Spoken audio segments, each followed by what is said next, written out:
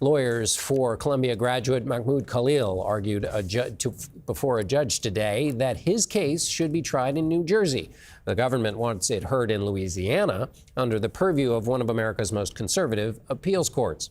300 others in America on student visas have had them revoked so far, according to the Secretary of State, Marco Rubio. CBS's Lilia Luciano is here. Lilia, good to be with you. Remind us again of some of the people who are being targeted. Well, of course, as you mentioned, Mahmoud Khalil, who is a green card holder married to an American citizen. He was one of the leaders or negotiators of the Columbia protests. There's also Ranjani Srinivasan, who I went last week to interview in Canada. She wasn't deported, but her student visa was revoked, and she decided to leave voluntarily to avoid a detention. We have also Rumeysa Öztürk, who is a Turkish 30-year-old PhD graduate student who's also dealing with this visa removal. She's a student at Tufts, or revoking her visa because in all of these cases, the government is saying these people are supporting Hamas. In this latest case, the student, I was reading an op-ed that she wrote, which seems to be the thing that is being pointed to online, and that op-ed is just calling for the divestment from the University of investing in Israel. How are they determining these cases? I mean, yeah.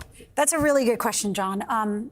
There are several groups, one of them including, there's this group that is called Beitar that has been compiling names of student protesters. Today I sat with the former executive director of this organization, and he explained to me that they are doing social media surveillance, that people are going to protest, that they're filming the protesters, and they started doing that last year, compiling these lists and sharing them with the government, whether it's the FBI, DHS, or members of Congress and their staffers. Okay, you've been all over the administration's use of the Alien Enemies Act, sending Venezuelan migrants to El Salvador. There's an update on that case. What's going on? There's an update on that case, John. The Trump administration now wants the Supreme Court to weigh in. As you might remember, the appeals court, where this was stuck pretty much during the last couple of weeks, decided to keep the ban on using the Alien Enemies Act to deport more people.